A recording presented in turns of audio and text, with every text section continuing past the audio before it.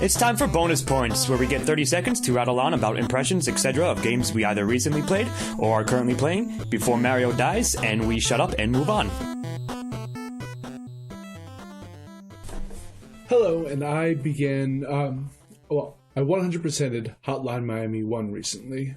And, it wasn't as tough as everyone says.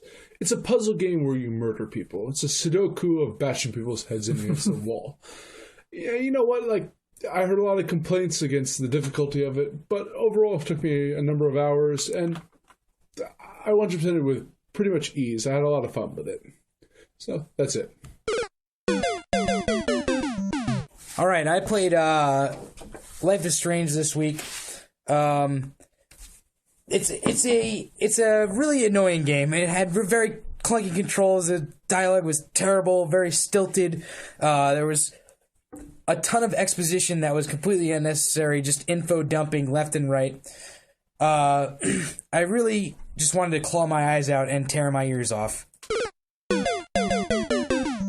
Next up, so Dragon Age DLC came out. However, I was not able to play it because EA are the bastards that they are, and they have an exclusivity deal with Microsoft. So it came out for PC and Xbox One, but not for PS4. There's no date attached to that yet, so I'm waiting for it. I certainly like to play it. It's called the Jaws of Hakkon, which sounds cool. You fight a dragon. You play an Inquisitor previously in a previous age, and it'd be awesome if they gave us a date, but they haven't yet.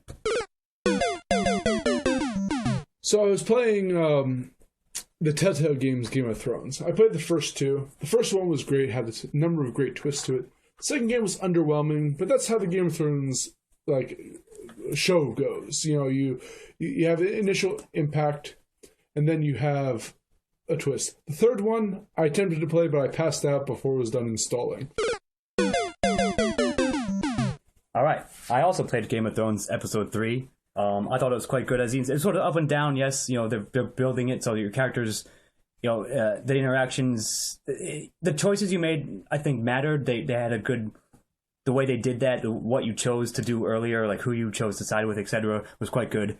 And I'm enjoying it. It's a 6-episode series, so you get one extra episode out of this, which should be nice. And I can't wait for the next one. I also played Xenogears this week, which was a breath of fresh air after Life is Strange. It starts off with an incredibly long cutscene, anime style, in the style of the 90s. A lot of talking to townspeople at the beginning, which was slightly annoying, but it wasn't that bad. The dialogue's pretty good. Philosophical, gets pretty philosophical. Next, I played Wolfenstein DLC. I played Wolfenstein New Order, which I didn't get to play earlier. It came out last year. So it was a very good game, actually, way better than it maybe deserved to be. And on top of that, there is going to be a DLC attached to it called The Old Blood. Comes out May 5th, and I'm very excited to play that based on what I played of the main game. So I'm going to get that for sure. Next up, not so much of a game, but they're basically beta testing the PS View. So I was excited to play, the PS channel thing, sort of the HBO, you can watch TV via your PS with many channels. However, you can only get it in Chicago, New York, and Philly. So they sort of slow rolled me in that sense. I was like, I can't wait to play. Oh, fuck you! You cannot get it quite yet. So maybe soon enough they will release it broadly, but it seems cool. And finally, Bloodborne released on Tuesday.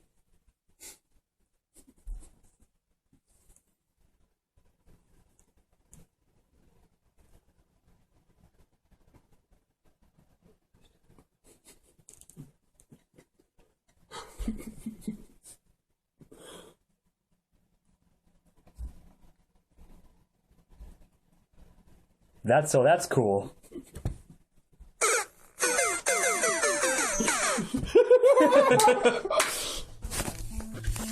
Thank you as always for listening, and we will see you next time. Music by Stephen Hermosi, editing and engineering by Chris Morgan. Syntax errors part of a Lost Signals Productions, all rights reserved.